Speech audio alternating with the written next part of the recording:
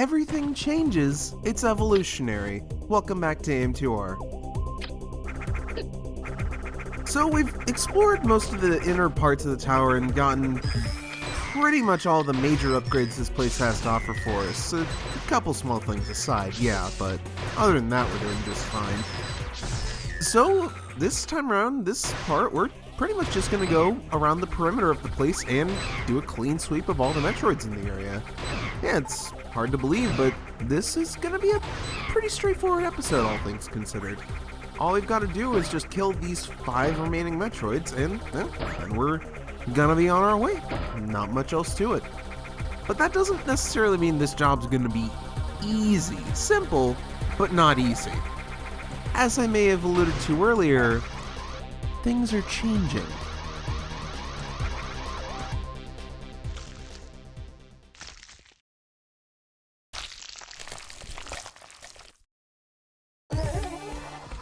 Meet the Zeta Metroid. In the original game, the original Game Boy Metroid 2, these guys were considered the hardest enemies you would face in the entire game for a variety of reasons, few of which are actually reflected here. The Zetas have gone under a major overhaul compared to their Game Boy counterparts. The Alphas and the Gammas, even though they are changed up a fair bit, you can still see a lot of resemblance in the way that they fight compared to the Game Boy version of the game. But here, they fight completely differently. For one, they are grounded instead of, in the Game Boy game, being airborne. And unlike in that game, also, they don't hug the edge of the screen and never go away, causing you infinite pain. They do still have a breath attack of sorts. I believe it was fireballs in the original, or what you could interpret as fireballs. But here they have more or less an acid spray that is nonetheless still very, very dangerous. And it's already dead. But we're not just going to let it hang there. No, I have a lot more to say about them. You may have noticed during that fight that when I was shooting missiles at it, a lot of the shots weren't connecting because it was swiping the missiles out of the air. That's what that little swoosh was. It's just knocking them out of the air with its claws. It's really nasty. Really, really nasty. And on hard mode, they do that much more frequently. In fact, I believe on hard mode, they just automatically will swipe down any super you shoot at them that isn't done when they're quote-unquote vulnerable. You see, there are certain periods in the Zeta Metroids, like attack animations and such, where they cannot block no matter what. Being after a jump, for instance, is one of them. When they're spraying acid is another. Things like that. And also, this coming up here is one of my favorite things. It's just, yeah, nice head tracking and nice being completely unaware. But yes, there are points like there when they're charging up to ram you, where they cannot block a missile no matter what they're doing. So if you're running low on supplies, or if you want to make sure that every super shot you have counts, you want to make sure that you're shooting them when they're doing something that doesn't allow them the chance to block. Zetas are overall very nasty. They will probably kill you a few times over when you're first getting used to fighting them. And even I am pretty used to fighting them, but I still have issues with them. Like, look, I got knocked down to like 2 energy tanks left. That's insane. There's also another little trick for fighting them just to make it a little bit easier that I'll go over next time we run into one, because God knows we haven't seen the last of them. Now, it's very possible to go around and kill all the Metroids in this area, even the one inside the tower, without going and turning the power on at all. If you do that, then you have to fight that particular Zeta in the dark, which sucks. So I don't necessarily recommend that, but it's a thing you can do if you absolutely want to, I guess. Have to be a damn fool to do it, or just really, really want the challenge. I don't know. One of the two. Now these sand blocks, thankfully, I say thankfully, but honestly it would be kind of cool. We don't have to fight any Zeta Metroids ever in the course of the game while having to deal with sand blocks. Anytime you see these sand blocks in a room around here, that means there's a Gamma and not a Zeta. which is honestly, thank God, because that's just 2 supers and boom, they're gone. But now that we're up here at the top of the tower, I really want to draw some attention to this big-ass statue up here. This set piece is pretty grandiose, and I really am a fan of it. It doesn't really serve any functional purpose, but I mean, the image of these 2 giant Chozo like holding up this broken, incomplete world or whatever is potentially religious symbolism, depending on how you look at it. I doubt for any sort of Chozo religion, but you know, you could interpret that many ways. Really, I just think the pixel work done on it is really nice, and I'm a big fan. That's about all it boils down to for me, I guess. When I originally played this game, I thought you would have to do something later, let's say, that would end up destroying it. Thankfully, that's not the case. Samus is a generous soul and will be allowing this piece of magnificent Chozo architecture to live another day. Although, really, I don't think the wildlife around here appreciate it very much. I don't know, maybe the Hornodes or the whatever those things that'll try to ram you are, maybe they have an artistic appreciation for this stuff. I don't know. I mean, science hasn't proven they're not sentient. Yeah, a few items around here, nothing major, but the energy tank in particular is a very welcome pickup, especially because got our last 2 Metroids in the area off on the western wall over this way. Yeah, these gray spikes, question mark? I mean, I guess that's what they're supposed to be, but honestly, they always reminded me of, like, oh, what's the word I'm looking for? They kind of remind me of, like, something you would find just in the ocean, like a bit of shell or something that would just be really sharp and really hurt. I don't know. That's the memory that comes up in my head when I see these things, but they hurt a lot. Don't touch them. That's the point I'm trying to get at. But yeah, fighting a Gamma where your only platform of these spikes is sand is not a good time. Not a good time at all. But well, with that taken care of, we can just go ahead and get the heck on out of here. I really like the opportunities this game gives you to shine spark all over the place, even if you do end up running yourself into pain like a dumbass, but that's just life. You know, sometimes to have fun, you gotta take a few lumps. That's just what it boils down to, I guess. Just charge headlong right into the wall of spikes, and if you don't have fun doing that, then, well, I'm sorry to say you're dead inside. I suppose one other thing to note is that the amount of Zeta Metroids in this game compared to the original is bumped up. I believe there were only 3? Yeah, that sounds right. Like 3 in the original game. And this game contains a whole whopping 1 more, which is not in this area, but will be in a later one. Spoiler alert.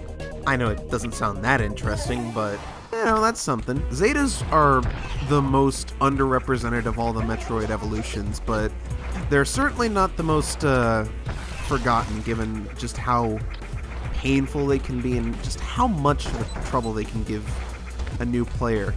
And I want to get into this right now before I forget about it. The technique that I'm doing here to keep my gun trained on them while still moving around, there is a moonwalk button in this game. I don't believe I've ever brought this up earlier, which really is a shame because I should have. It's a very important button in my book. But yes, there's a moonwalk button, sorta similar to Super Metroid. Not quite though, because it's not the shoot button. Actually, shit, I think Super Metroid did allow you to, like, use it with the shoulder button if you didn't have Charge Beam. Either way, the point being, it's a completely separate button, which makes it more convenient for just general use. It's really helpful for fighting Zetas. I don't really know what to say other than that. It's really nice to be able to keep a lock on their front while still being able to back away from them while they potentially could charge at you or spit acid at you, so I am a fan.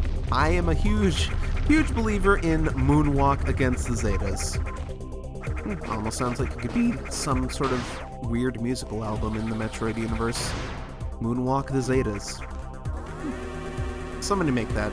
I don't have any musical talent, so I can't say that I could. But with that done, the lava has drained, including the lava in the tower area itself. Which means we can go through this door and through these very slow but very secure doors.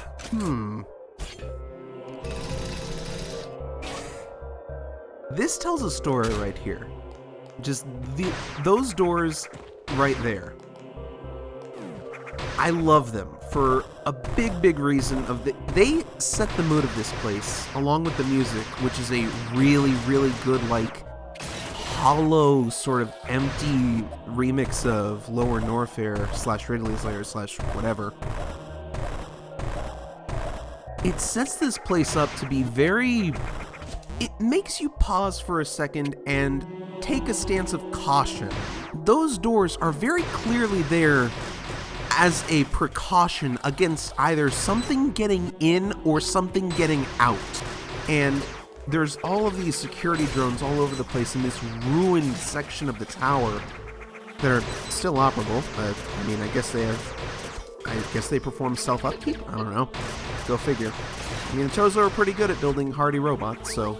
The point is, this is a section of the tower with heightened security and heightened precautions against intruders or anything of the sort, which is very interesting considering we've already had, you know, a giant weapons testing robot just kind of come up and say, yo, what's up? I'm here. How's it going? And that was not particularly guarded or anything. So it makes you wonder, just what is down here? What is so potent? What is so potentially dangerous that they would have to hide it so far down and put so much security and so much space in between it and the rest of the tower? Also, this is a very long elevator. Not the longest elevator ride the series has ever had. God, no. But still, you know, a significant length. And a save point. Those are never a good sign.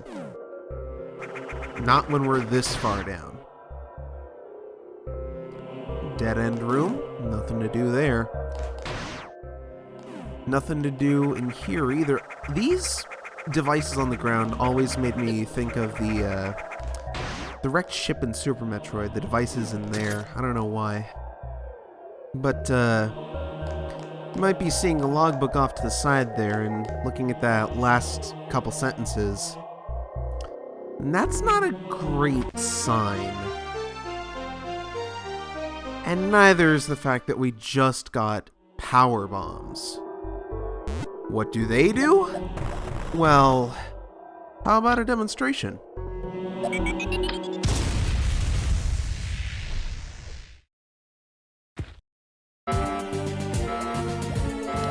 Oh, that is not a good sign. Oh, this is bad. Oh, this is very bad.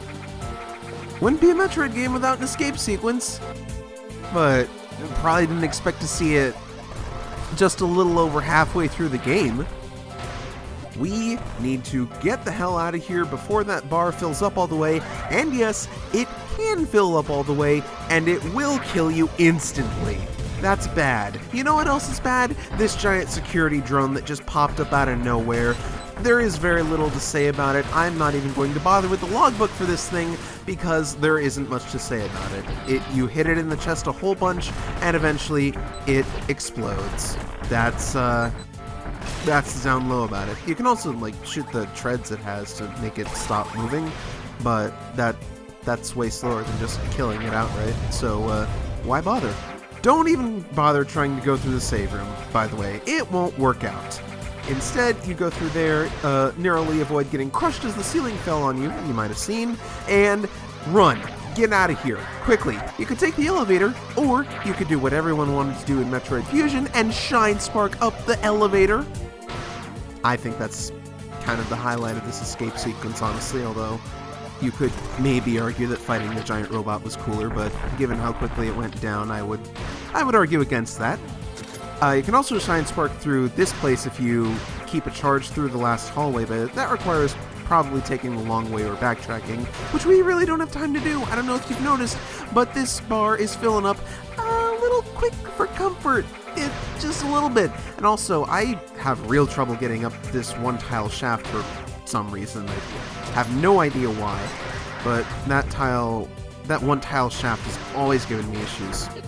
If you shine spark a lot through this place, you'll be saving yourself a ton of time, which is good because, I don't know if you can't tell, again, this thing's filling up pretty quickly. It's not going to give you a whole lot of breathing room. And at this point, you start to realize just why there were all of these single bomb blocks all throughout this room here. It's there to taunt you and make you go, oh god, hurry up, hurry up, hurry up on your way back through. And, be a little annoying on your way in, but details. But either way, we're almost done. We can get out of here. We can make it.